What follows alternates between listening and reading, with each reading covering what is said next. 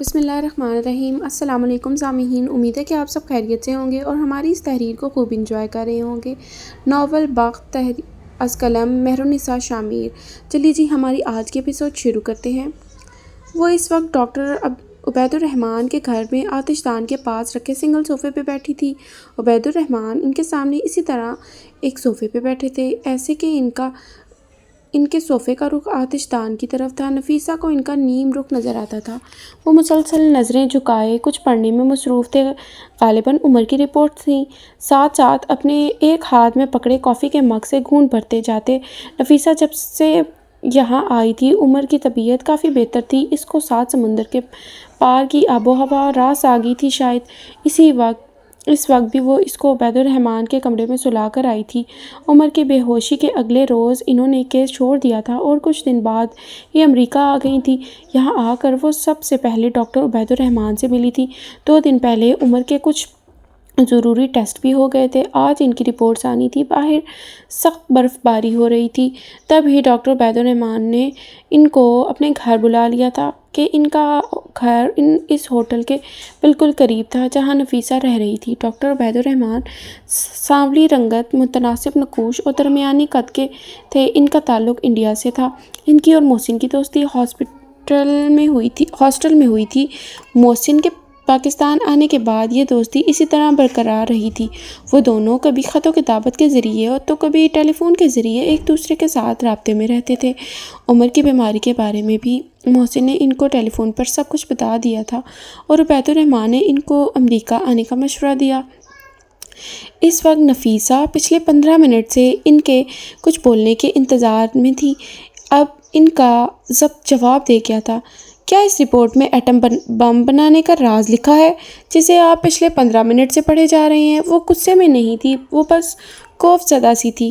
وہ دونوں انگلش میں بات کر رہے تھے کہ عبید الرحمن کی اردو اور ہندی بہت کمزور تھی۔ ڈاکٹر عبید الرحمن نے چند لمحے چشمے کے پیچھے سے ان کو ناگواری سے دیکھا تھا، جیسے ان کا مخل ہونا پسند نہ آیا ہو۔ وہ دوبارہ نظریں جھکا لی تھیں۔ نفیسہ کلس کر رہ گئی تھی۔ اف، یہ سرجن کا ایٹیٹیوڈ۔ 5 منٹ مزید گزر گئے تھے۔ نفیسہ اب اٹھ کر یہاں سے وہاں ٹہلنے لگی تھی۔ انہوں نے ذرا نظر اٹھا کر ڈاکٹر عبید الرحمن کو دیکھا تو ان کے ہاتھ میں کوئی رپورٹ نہ تھی۔ وہ تھوڑی حیران ہوئی۔ اب وہ ان کے سر پر آ کر کھڑی ہو گئی تھی۔ تب انہوں نے ان کے ہاتھ میں ایک ہتھیلی جتنی لمبی اور 4 انگلیوں جتنی چوڑی کتاب دیکھ کر تو جیسے ان کا دماغ ہی گھوم گیا۔ آپ میرے ساتھ مذاق کر رہے ہیں؟ آپ کو یہ سب ڈرامہ لگ رہا ہے؟ میرا بیٹا کینسر کا مریض ہے اور اس وقت اس کی رپورٹ سے زیادہ ضروری آپ کو یہ فضول سی کتاب لگتی ہے؟ میں اپنا ملک چھوڑ کر، اپنا کیس چھوڑ کر یہاں جھک مارنے آئی ہوں، یہ لگتا ہے آپ کو؟ ابھی کے ابھی میں اپنے بیٹے کو لے کر یہاں سے جا رہی ہوں۔ آپ سے 100 گنا اچھے ڈاکٹر مل جائیں گے۔ مجھے وہ غصے سے سرخ چہرے کو لیے دھاڑ رہی تھی۔ ڈاکٹر عبید نے کتاب کو بند کر دیا تھا اور اب وہ پوری طرح سے ان کی طرف متوجہ تھے۔ پڑھنے نہ دیجیے گا آپ، مجھے پچھلے 15 منٹ سے ایک لفظ بھی نہیں سمجھ آیا۔ بولیے کیوں چیخ رہی ہیں آپ؟ وہ تیوری چڑھاتے ہوئے پوچھ رہے تھے۔ نفیسہ کو اس وقت ان پر کسی پاگل کا گمان ہوا تھا۔ میرے بیٹے کی رپورٹس میں کیا آیا ہے؟ اس کی سرجری کب کرنی ہے؟ وہ کب تک ٹھیک ہوگا؟ اگر آپ مجھے یہ سب بتا دیں تو۔ اس ہاتھ سے کھڑکی کے باہر اشارہ کیا تھا۔ برف باری میں ذلیل ہو کر یہاں تک پہنچنا میری ساری محنت وصول ہو جائے گی۔ وہ ایک ایک لفظ پر زور دیتی چبا کر کہہ رہی تھی۔ آپ کے بیٹے کو پہلی نظر دیکھ کر ہی بتا دیا تھا اسی دن سب کچھ۔ نہیں ہے آپ کے بیٹے کو کینسر، کوئی مریض نہیں ہے وہ۔ اور کیا بتاؤں آپ کو، جب اس دن یقین نہیں کیا تھا تو اب تو آپ نے تو بار بار کیا دہراؤں اپنی بات؟ آپ وکلا کے موٹے دماغ میں ایک بات گھستی ہی نہیں ہے تو میں کیا کروں؟ آپ کو اس بات کا ایک پختہ ثبوت چاہیے ہوگا۔ اب آپ کے بیٹے کا دماغ تو بولنے سے رہا کہ اس کو کینسر نہیں ہے، اور یہ رپورٹس، ایک انگلی اور انگوٹھے سے رپورٹس کو ہوا میں اٹھایا۔ ان رپورٹس میں لکھی اصطلاحات آپ کی سمجھ آتی ہیں تو پڑھ لیجئے۔ وہ پرسکون سے کہہ رہے تھے۔ آپ سچ کہہ رہے ہیں؟ وہ بدوقت بولی تھی۔ آپ نہیں مانیں گی، چلیے وہ سامنے والا کمرہ ہے نا، وہاں سے قرآن پاک لا دیں، اس پہ ہاتھ رکھ کے گواہی دینے کو تیار ہوں، تب تو مان جائیں گی آپ۔ اگر یہ سچ ہے تو عمر کی وہ حالت، وہ سب کیا تھا؟ اس کا بے ہوش ہونا، اس کا سر درد ہونا، اس کے ناک سے خون کا آنا، اس کی نکاہت، وہ سب کیا تھا؟ اگر یہ سب سچ ہے تو آپ نے مجھے یہاں کیوں بلایا؟ ڈاکٹر عبید نے افسوس سے ان کو دیکھا تھا۔ نفیسہ آپ پلیز بیٹھ جائیں، میں آپ کو سب بتاتا ہوں۔ اب کہ ان کے لہجے میں ہمدردی تھی، وہ نڈھال سی بیٹھ گئی تھیں۔ عمر کو ہونے والا سر درد مائیگرین ہے، کینسر نہیں۔ میں دن میں روز اس مریض کے شکار لوگ دیکھتا ہوں، اسی لیے عمر کو دیکھ کر میں نے آپ کو بتا دیا تھا کہ اس کو کوئی بھی بیماری ہو سکتی ہے سوائے کینسر کے، لیکن آپ نہیں مانی۔ خیر کوئی بھی نہ مانتا۔ پھر میں نے اس کے تمام ٹیسٹ کیے اور ان سے یہ ثابت ہوتا ہے کہ آپ کا بیٹا اس موذی مرض سے محفوظ ہے۔ اب آتے ہیں ان علامات پہ جن سے آپ کو لگا کہ عمر کو کینسر ہے۔ آپ کے بیٹے کو ایک خاص قسم کا ڈرگ دیا جاتا رہا ہے جس سے اس کے سر میں درد اٹھتا اور ناک سے خون بہتا۔ اس ڈرگ کی مقدار ذرا سی بڑھا دی جائے تو بے ہوشی بھی طاری ہو جاتی ہے۔ رہی بات کو آپ کو یہاں بلانے کی، تو میں یہ نئی کتاب لایا تھا، اس میں اتنی مشکل اردو ہے، ذرا کچھ الفاظ کے معنی جاننے تھے، لیکن آپ تو پہلے ہی انگاروں پہ لوٹ رہی تھی۔ خیر مزید کچھ جاننا ہے؟ نفیسہ جو دم سادے ان کو سنے جا رہی تھی، ان کو لگا تھا کہ جیسے ان کے کانوں میں دھماکے ہو رہے ہیں۔ ان کو یکدم کمرے میں آکسیجن کی کمی محسوس ہوئی تھی۔ کچھ نہیں جاننا مجھے، اب کچھ بھی نہیں جاننا، سب ختم ہو گیا۔ میں نے کیسے تصویر کا دوسرا رخ نہیں دیکھ پائی؟ میں نے کیسے عمر کو اپنی مجبوری بننے دیا؟ میں کیسے بے وقوف بن گئی؟ تو شہر کی سب سے جینیس وکلا ہوں۔ آپ وکیل تھیں، وہ ان کو دیکھتے ہوئے تھیں، یہ زور دیتے بولے تھے۔ نفیسہ نے گلابی پڑتی آنکھوں سے ان کو دیکھا تھا اور ان کی آنکھوں میں ہزار سوال تھے۔ کل آپ کے ملک میں آپ کے شہر میں آپ کا وکالت لائسنس منسوخ کر دیا گیا تھا۔ وہ لڑکی جس کا کیس آپ لڑ رہی تھی، اس لڑکی نے مریم نے خودکشی کر لی تھی 1 ہفتے پہلے، اور اس نے اپنے آخری بیان میں یہ کہا تھا کہ آپ نے زبردستی اس لڑکی کو اس کیس میں شامل کیا۔ وہ وکٹم نہیں تھی، اس نے چند پیشوں کے گز اس کیس میں شامل ہونے کا فیصلہ کر لیا تھا کیونکہ آپ نے اس کو دھمکی دی تھی اور آپ نے اس کو یوز کیا تھا کیونکہ آپ کو اپنے شہر کی سب سے بڑی وکیل بننا تھا اور آپ کئی طرح کے معاشی مسائل سے گزر رہی تھی۔ تب ہی آپ نے شہر کے چند امراء اور عزت دار گھرانوں کے معزز مردوں کو اس کیس میں گھسیٹا تاکہ آپ کے مسائل ختم ہو سکیں۔ یہ ساری باتیں مجھے کل محسن نے ٹیلی فون پہ بتائی تھیں۔ نفیسہ کو اس برفباری میں بھی پسینہ آ گیا تھا، ان کا پورا جسم کانپ رہا تھا۔ وہ اپنی جگہ سے اٹھی تھیں اور بھاگتی ہوئی کمرے سے باہر نکل گئی تھیں۔ عبید الرحمن بھی ان کے پیچھے آئے تھے۔ لاؤنج میں آ کر ذرا دیر کو ٹھہری تھی، لیکن ایک بار پھر ان کو اپنا دم گھٹتا محسوس ہوا تو وہ تیز قدم اٹھاتی بیرونی دروازے پار کر گئی تھیں۔ گھر کے باہر برف ایسے گر رہی تھی جیسے آسمان سفید آنسو رو رہا ہو۔ وہ سڑک پہ گری برف پہ بیٹھ گئی تھیں۔ ان کا نیلا اوور کوٹ ذرا سی دیر میں برف سے سفید ہو گیا تھا۔ وہ وہیں سڑک پہ بیٹھی لمبی سانسیں لینے لگی تھی۔ ڈاکٹر عبید تعصب سے ان کو دیکھ رہے تھے۔ مس حیات اندر چلیں پلیز، یہاں بہت سردی ہے، آپ بیمار ہو جائیں گی، آپ میری مہمان ہیں، مجھے یہ گوارا نہیں کہ آپ اس طرح سڑک پہ بیٹھی رہیں۔ ہمت کریں، آپ مضبوط ہیں، یا پھر تھوڑا رو لیں، رونا اچھا ہوتا ہے۔ وہ گھٹنوں کے بل ان کے پاس بیٹھے فکر مندی سے کہہ رہے تھے، ڈاکٹر میرا پیشہ میرا عشق ہے، میں نے اس کے لیے اتنی محنت کی تھی، میرے ماں باپ نے اپنا پیٹ کاٹ کر میرے فیسیں ادا کی تھی، میں سخت سردی اور چلاتی دھوپ میں بھی پیدل یونیورسٹی تک گئی ہوں کیونکہ میرے پاس کرائے کے پیسے نہیں ہوتے تھے۔ میں نے اپنی منگنی اسی لیے توڑی تھی کیونکہ میرے منگیتر کو میرے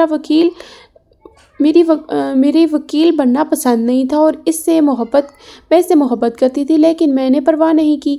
میں نے اپنی زندگی کا ایک ہی مقصد بنا لیا تھا، وکیل بننا، اور میں بن گئی تھی۔ مجھے لگا میری محنت وصول بھی ہو گئی۔ اصل آزمائش تو تب شروع ہوئی تھی۔ کوئی بھی شخص مجھے کیس دینے سے ڈرتا تھا کیونکہ میں عورت تھی اور وہ طنزیہ ہنستے تھے۔ کوئی بھی رسک نہیں لینا چاہتا تھا۔ ان کو لگتا تھا کہ بے وقوف ہوں، کم عقل ہوں، میں مردوں کے مقابلے میں لڑ نہیں سکتی۔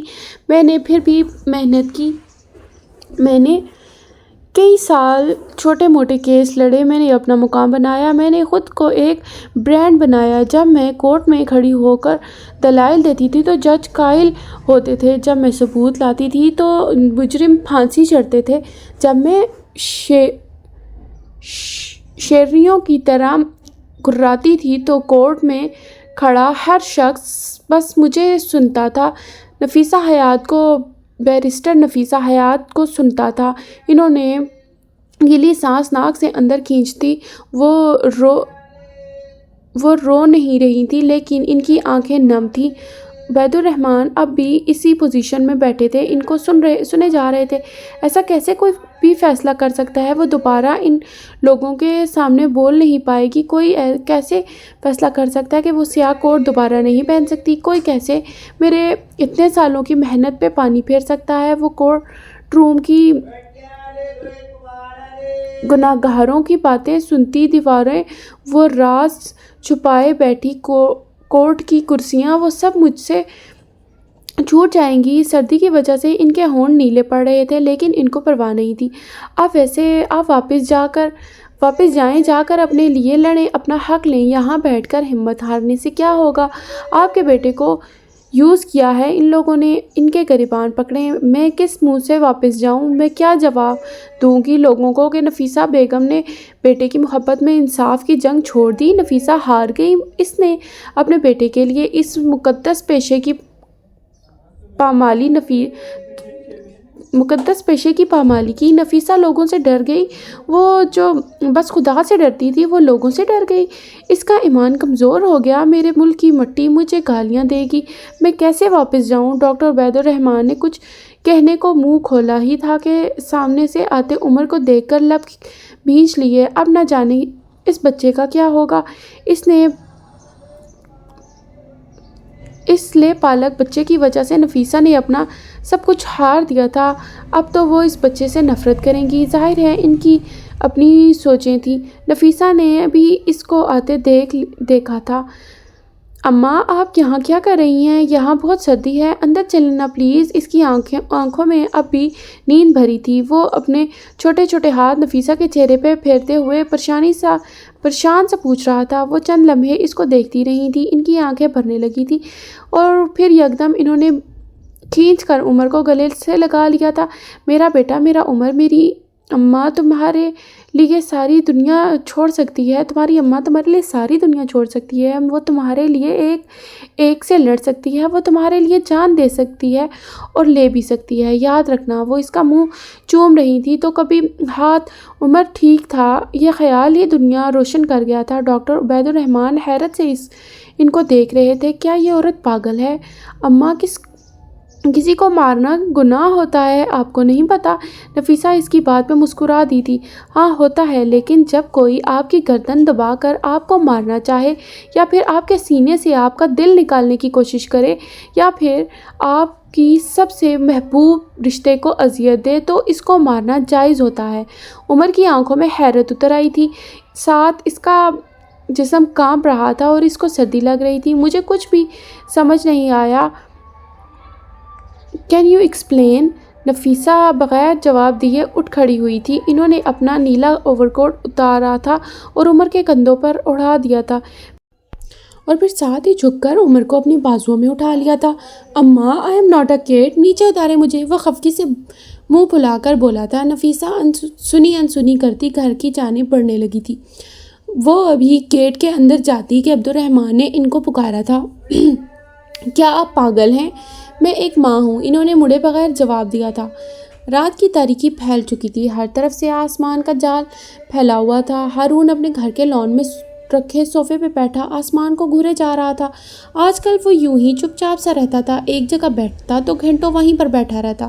وہ اپنے اسی شغل میں مصروف تھا کہ جب شاہد کی کار گھر کے اندر داخل ہوئی تھی۔ گاڑی سے اتر کے اندر کی جانب جاتے ان کے قدم ہارون کو دیکھ کر تھمے تھے۔ انہوں نے ایک گہری سانس بھری اور لان کی طرف چلے آئے۔ ہارون کے قریب پہنچ کر انہوں نے اس کے کندھے پہ ہاتھ رکھا تھا۔ ہارون نے گردن موڑ کر ان کو دیکھا تھا۔ اس کی گرے آنکھوں میں اداسی تھی۔ شاہد کا دل دکھا تھا۔ یہاں کیوں بیٹھے ہو یار؟ چلو اندر چلتے ہیں، ایک شطرنج کی بازی ہی ہو جائے، کیا خیال ہے؟ پاپا اندر دم گھٹ رہا ہے، ایسا لگ رہا ہے جیسے کسی نے میرے گلے میں پھندا ڈال دیا ہو اور بار بار اس پھندے کو کھینچ کر میری گردن پہ تنگ کرتا جا رہا ہو۔ تھوڑی دیر کے لیے وہ مجھے آزاد کرتا ہے اور پھر اگلے ہی لمحے وہ پھندا اتنا تنگ ہو جاتا ہے کہ میرا سانس رکنے لگتا ہے۔ آپ کے ساتھ کبھی ایسا ہوا ہے؟ وہ ان کی آنکھوں میں دیکھتے پوچھ رہا تھا۔ انہوں نے اس کی بات کا کوئی جواب نہیں دیا تھا، بلکہ ہارون کے ساتھ والی کرسی کھینچ کر اس کے سامنے بیٹھ گئے تھے اور پھر نرمی سے اس کے دونوں ہاتھ تھام لیے تھے۔ میرے ساتھ ایسا تب ہوتا ہے جب میں تمہاری آنکھوں میں اداسی دیکھتا ہوں، تب ہوتا ہے جب میں تمہیں ذرا سی بھی تکلیف پہنچتی ہے۔ تمہیں پتہ ہے ہارون، میرا جی چاہتا ہے کہ میں خالے کے قدموں میں جا کر بیٹھ جاؤں اور اس کی منت کروں وہ تمہارے ساتھ ایسا نہ کرے، لیکن پھر سوچتا ہوں کیا بیٹے کو بھیک دلواؤں؟ اتنا کمزور اور کمضرف تو نہیں ہے میرا بیٹا، ہو کیا؟ مجھ سے صبر نہیں ہوتا پاپا، میرا دل زخمی ہے، میں خود کو ٹھیک کرنے کا وعدہ کر چکا ہوں، اپنے ساتھ مزید زیادتی نہ کرنے کا عہد کر چکا ہوں، لیکن مجھ سے یہ نہیں ہو پا رہا۔ میں خود کو بے بس محسوس کرتا ہوں اور جب ایسا محسوس کرتا ہوں تو دل کرتا ہے کہ اس پورے گھر کو جلا کر راکھ کر دوں، ساری دنیا کو آگ لگا دوں۔ میں یہ نہیں کر سکتا پاپا، میں اتنا مضبوط نہیں ہوں۔ لوگ کہتے ہیں نماز پڑھو سکون ملے گا، میں کیسے پڑھوں؟ اس کا چہرہ آنکھوں میں فریم ہو کر رہ گیا ہے، میں کس منہ سے اللہ کے سامنے جاؤں؟ ایک لڑکی کی وجہ سے اللہ کیا کہے گا کہ ویسے تو ساری زندگی تم میرے پاس نہ آ سکے اور اب آئے ہو تو بھی اپنی غرض لے کر۔ وہ شکست خوردہ سا لگتا تھا۔ یہی تو بات ہے بیٹا، اللہ کچھ نہیں کہتا، اللہ ٹوٹے دلوں کو جوڑتا ہے۔ یہ تو لوگ ہیں جو شکوے کرتے ہیں، تانے دیتے ہیں، وہ تو سمیٹ لیتا ہے، ڈھانپ لیتا ہے۔ اور تم سے کس نے کہا کہ نماز کو سکون کے لیے پڑھو؟ نماز تو اطاعت کے لیے پڑھی جاتی ہے، سکون تو بونس ہے جو اگر اس زندگی میں نہ بھی ملے گا تو اگلے جہان میں مل جائے گا۔ تم اس کے پاس جاؤ تو صحیح، وہ اپنے بندوں کو سمیٹنا جانتا ہے، وہ اپنے بندوں کو ہیل کرنا جانتا ہے۔ وہ نرمی سے سمجھا رہے تھے۔ ہارون غور سے ان کو سنے جا رہا تھا۔ مطلب سکون کے لیے نماز پڑھنا بھی اپنی غرض میں شامل ہوا نا؟ نماز صرف اللہ کے لیے ہونی چاہیے، اس کے کسی بندی یا پھر کوئی بھی اور کسی کے لیے بھی نہیں، ایسا ہی ہے نا؟ بالکل درست۔ تم دعا مانگ سکتے ہو کسی کے لیے بھی، کچھ بھی، اس دعا میں سکون مانگ سکتے ہو، یا پھر وہ کام کرو جو اللہ کو پسند ہو، اس کے بندے سے صلہ رحمی کرو، عاجزی اختیار کرو اور اس کے سامنے جھکو، اس کو پکارو، وہ سکون دے گا۔ ہارون، اللہ اپنے کمزور بندوں سے بھی اتنی ہی محبت کرتا ہے جتنی ایک نارمل بندے سے۔ وہ خدا ہے، اس کے پاس ہمارے جیسا پیمانے نہیں ہیں، وہ ناپ تول نہیں کرتا، وہ شکوہ نہیں کرتا۔ یہ ہم انسان ہیں جو نیکیاں بھلا دیتے ہیں، وہ نہیں بھلاتا۔ پاپا آپ رستم سے زیادہ محبت کرتے تھے نا؟ کیونکہ وہ اسٹرانگ تھا، وہ عجیب سے لہجے میں پوچھ رہا تھا۔ شاید کہ اس کے ہاتھ پہ گرفت ڈھیلی پڑ گئی تھی، ان کی آنکھوں میں کرب اترنے لگا تھا۔ انہوں نے اپنے ہاتھ چھڑوا کر اٹھنا چاہا لیکن ہارون نے گرفت سخت کر لی تھی۔ وہ ان کے ہاتھوں کو نہیں چھوڑ سکتا تھا۔ وہ بس مجھے زیادہ پسند تھا۔ آخر کار انہوں نے بولنے کا فیصلہ کر لیا تھا۔ کیوں؟ وہ بہت اسٹرانگ تھا، بہت ذہین تھا، وہ جہاں جاتا تھا میرا سر فخر سے اونچا کر کے آتا تھا اور اس عمر میں بھی اس کو بات کرنے کا فن آتا تھا۔ وہ بہت پیارا تھا۔ ہارون کی آنکھوں میں نمی آ گئی تھی، ان کی آواز بھیگ رہی تھی۔ وہ میرا بہت خیال رکھتا تھا۔ جب میں رات کو گھر آتا تھا تو وہ میرے پیر دباتا تھا۔ وہ کہتا تھا پاپا آپ تھک جاتے ہوں گے نا۔ ہارون ہونٹ کاٹتے ہوئے ان کو سن رہا تھا، اس کا سر جھکا ہوا تھا۔ وہ ہر جگہ تمہیں پروٹیکٹ کرتا تھا اور تمہارا آپ محافظ تھا۔ وہ بہت کیئرنگ تھا۔ مجھے اس سے محبت تھی، لیکن اس کا مطلب یہ نہیں تھا کہ مجھے تم سے پیار نہیں تھا۔ ہارون میں تم سے بھی اتنا ہی پیار کرتا تھا۔ اگر مجھے اس کے گریڈ خوش کرتے تھے تو تمہاری پینٹنگ مجھے لاجواب کرتی تھی۔ رستم جینیس تھا اور وہ ہر کام کر سکتا تھا، لیکن ایک کام جو اس سے نہیں ہوتا تھا وہ پینٹ کرنا تھا۔ اس سے ایک سیدھی لکیر تک نہیں کھینچی جاتی تھی۔ مجھے نہیں پتا تم کیوں اس سے چڑھنے لگے تھے۔ ہارون نے دانت پہ دانت جما کر ضبط کرنے کی کوشش کی تھی۔ تم کب اس سے انسیکیور فیل کرنے لگے؟ کچھ نہیں جانتا، بس اتنا جانتا ہوں کہ رستم تم سے بہت پیار کرتا تھا، بہت محبت کرتا تھا۔ ہارون اپنی جگہ سے اٹھا اور شاہد کے قدموں میں بیٹھ گیا تھا۔ اس نے ان کے ہاتھوں پہ گرفت مزید سخت کی تھی، تمام ہمت متجمع کی تھی، اور تھوڑی دیر بعد جب بولا تو اس کی آواز میں بس تکلیف سی تھی۔ پاپا میں نے رستم کو نہیں مارا تھا۔ وہ ایک لفظ پہ زور دیتے ہوئے بولا تھا۔ وہ ایک حادثہ تھا۔ میں نے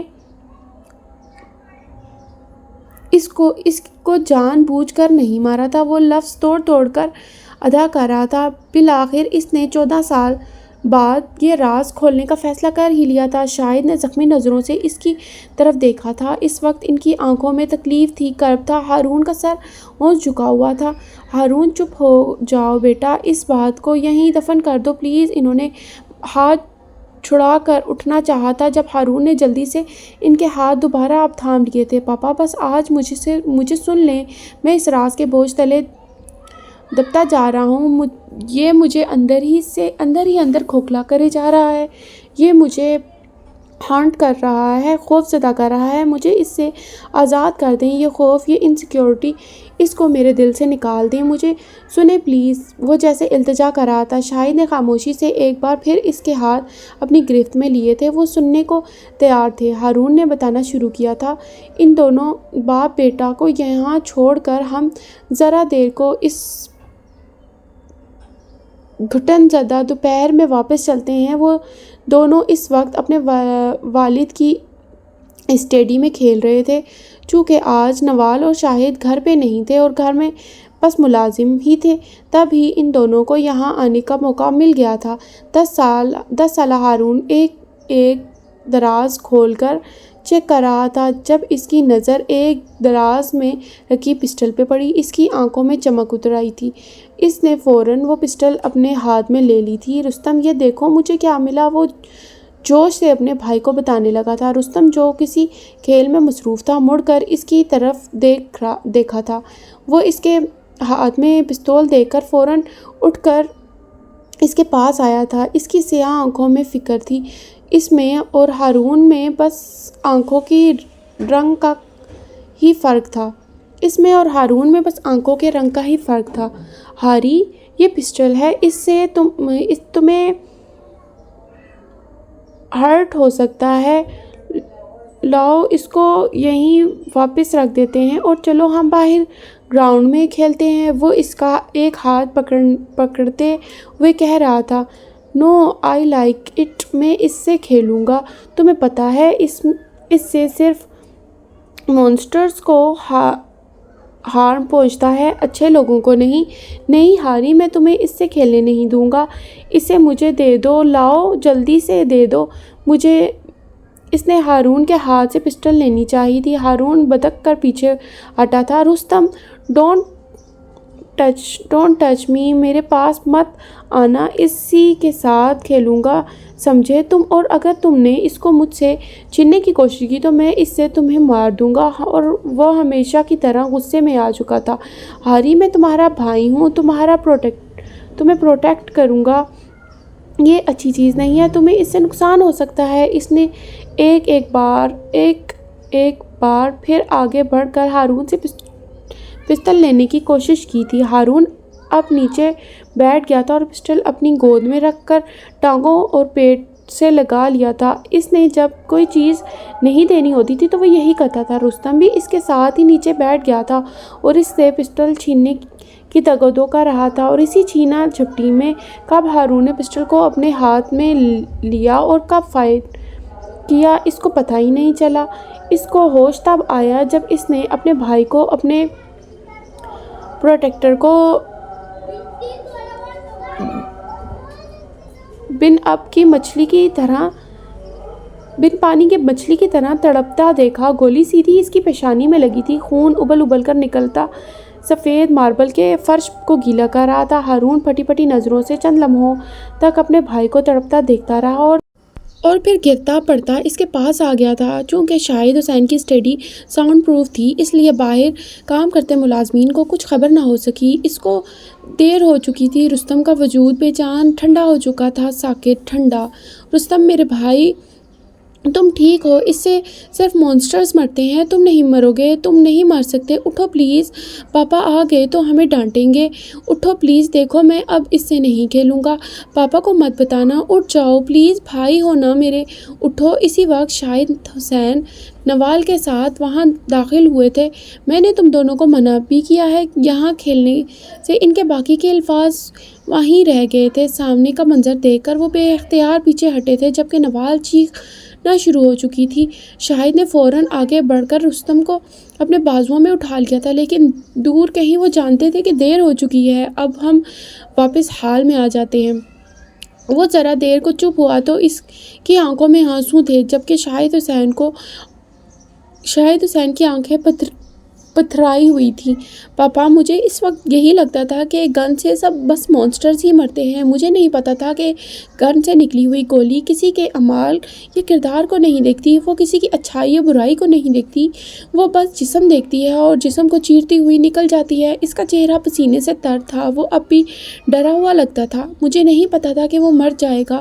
آپ نے کہا تھا گن سے بس مانسٹرز ہی مرتے ہیں۔ آپ کو یاد ہے ایک دفعہ ہم کوئی فلم دیکھ رہے تھے، ہم سب تھے، پوری فیملی۔ اس فلم میں ایک آدمی کو گولی لگ گئی تھی۔ میں نے آپ سے پوچھا تھا کہ پاپا کیا وہ مر گیا؟ یاد ہے آپ نے کہا تھا؟ شاہد نے پریشانی سے اس کو دیکھا تھا۔ ان کو کچھ یاد نہیں آیا تھا، انہوں نے کوئی جواب نہیں دیا تھا۔ ہارون کو ان کا جواب سننا بھی نہیں تھا۔ آپ نے بولا تھا وہ نہیں مرے گا کیونکہ وہ اچھا آدمی ہے۔ میں نے پوچھا تھا یا پھر یہ خون کس کا ہے جو اس کے جسم سے نکل رہا ہے؟ آپ کو یاد ہے آپ نے کیا کہا تھا؟ وہ ان کو دیکھتے ہوئے پوچھ رہا تھا۔ شاہد نے نفی میں سر ہلایا۔ پاپا، آپ نے کہا تھا وہ خون نہیں ہے، وہ ریڈ کلر ہے، پینٹ ہے۔ وہ ایک لفظ پہ زور دیتے ہوئے بولا تھا۔ مجھے رستم کا خون بھی خون نہیں لگا تھا پاپا، مجھے ایسا لگا تھا کہ وہ پینٹ ہے، سرخ رنگ کا پینٹ۔ مجھے لگا تھا کہ وہ بھی اس فلم والے آدمی کی طرح مرے گا نہیں، کیونکہ رستم تو اچھا تھا نا۔ وہ گن تو بس مانسٹر کو مارتی ہیں۔ شاہد کو لگا تھا جیسے کسی نے کھینچ کر تھپڑ دے مارا ہو۔ وہ شاکڈ تھے، بالکل شاکڈ۔ ہارون بھی خاموش ہو گیا تھا، لیکن بس چند لمحوں کے لیے۔ اس نے ایک بار پھر بولنا شروع کیا تھا۔ میں ہمیشہ سے اس بارے میں بات کرنے سے ڈرتا تھا، کیونکہ مجھے لگتا تھا اگر آپ کو سب بتا دیا تو آپ مجھے چھوڑ دیں گے۔ میں بہت ڈر گیا تھا پاپا۔ میری آنکھوں میں رستم کا وہ آخری چہرہ حفظ ہو کر رہ گیا تھا۔ ایسے میں جب بھی آپ مجھ سے اس دن کا واقعہ پوچھتے تو میں توڑ پھوڑ کرتا، چیختا چلاتا، اور آپ اس ٹاپک کو وہیں بند کر دیتے۔ ماما ایک بیٹا کھو چکی تھی اور وہ دوسرے کو نہیں کھونا چاہتی تھی، اس لیے وہ مجھ سے کچھ بھی نہیں پوچھتی تھی۔ میں اس وقت سے ڈرا ہوا ہوں پاپا۔ اس کی آنکھوں سے نکلتے آنسو شاہد کے ہاتھوں پہ گر رہے تھے۔ وہ رک کر بول رہا تھا۔ میں نے اپنے خوف کو باہر نہیں نکلنے دیا، یہاں تک کہ وہ ایک بیماری بن گیا اور مجھے ڈرانے لگا۔ مجھے اس خوف سے نکالنے میں پاپا یہ نکلنا ہے پاپا، یہ مجھے مار رہا ہے، میں تھک گیا ہوں اس بوجھ سے۔ وہ بری طرح سے روتے ہوئے بول رہا تھا۔ شاہد اپنی جگہ سے اٹھے اور اس کے ساتھ اسی گھاس پہ بیٹھ گئے۔ انہوں نے نرمی سے اپنے ہاتھ اس کی گرفت سے آزاد کیے تھے۔ ہارون نے خوفزدہ نظروں سے ان کو دیکھا تھا۔ اس کی آنکھوں میں کرب اتر آیا تھا۔ اسے لگا تھا کہ وہ اب ان ہاتھوں کو کبھی نہیں تھام سکے گا۔ ہارون، میں تمہارا باپ ہوں۔ میں اس وقت سے لے کر اب تک تمہاری اسی خوف کو نکالنا چاہتا ہوں۔ میں جانتا تھا اس دن جو کچھ بھی ہوا وہ ایک حادثہ ہے۔ میں تم سے کمٹمنٹ کرنا چاہتا تھا۔ میں نے سچ تو اسی روز جان لیا تھا۔ پتہ ہے کیسے؟ وہ نرم لہجے میں پوچھ رہے تھے۔ کیسے؟ وہ بے اختیار اس کے منہ سے پھسلا تھا۔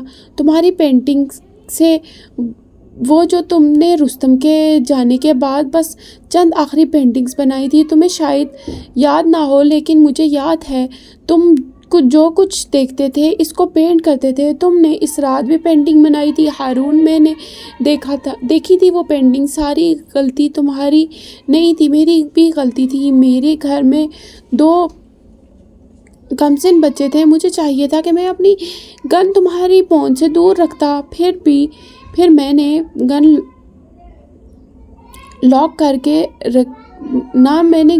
کر کے رکھی تھی۔ دراصل غلطی ہم دونوں کی نہیں ہے، یہ بخت تھا ہارون۔ رستم اور ہمارا ساتھ اتنا ہی لکھا تھا۔ ہارون حق تک سا ان کو دیکھتے جا رہا تھا۔ وہ رونا بھول چکا تھا۔ وہ پینٹنگز جھوٹ یا خیالی بھی ہو سکتی تھی۔ اس نے نظریں چرائی تھیں، شاید اس سارے وقت میں پہلی بار مسکرائے تھے۔ تم نے کبھی خیالی پینٹنگز نہیں بنائی ہارون۔ شاید تم ہمیشہ وہی بناتے ہو جو تم دیکھتے ہو، جو تم ایکسپیرینس کرتے ہو، یا پھر جو اپنے ساتھ ہوتا دیکھتے ہو۔ تم نے اس رات کے بعد پینٹنگ کرنا چھوڑ دیا تھا۔ میں تمہاری پینٹنگز کو بہت مس کرتا ہوں۔ آخر میں ان کا لہجہ اداس ہو گیا تھا۔ پاپا، اس واقعے کے بعد سے مجھے ہر رنگ سرخ نظر آتا ہے۔ جب رنگ اپنی ترتیب پہ آ جائیں گے میں پھر سے پینٹنگ کرنا شروع کر دوں گا، لیکن اس سے پہلے میں یہ نہیں کر سکتا۔ شاید حسین بغیر جواب دیے اٹھ کھڑے ہوئے تھے اور اپنا ہاتھ اس کے سامنے پھیلایا تھا۔ وہ مسکرا رہے تھے۔ اندر چل کر کھانا کھائیں یا پھر تم نے ابھی مزید رونا ہے؟ اس نے خاموشی سے اپنے سامنے پھیلایا ہاتھ تھام لیا تھا۔ اب اسے اس ہاتھ کو چھوٹنے کا خوف نہیں تھا۔ اس کے سینے سے راز کا بوجھ ہٹ چکا تھا۔ وہ اب اس کو مزید ہانٹ نہیں کر سکتا تھا۔ وہ خود کو کافی ہلکا محسوس کر رہا تھا۔ چلیے جی، آج کی ہماری ایپیسوڈ یہیں تک تھی۔ امید کرتی ہوں کہ آپ کو ہماری یہ تحریر بہت پسند آ رہی ہوگی، اور اگر آپ کو ہمارے اس چینل کا کنٹینٹ پسند آ رہا ہے تو پلیز لازمی ہمارے اس چینل کو لائک اور سبسکرائب کر دیجیے گا۔ اللہ حافظ۔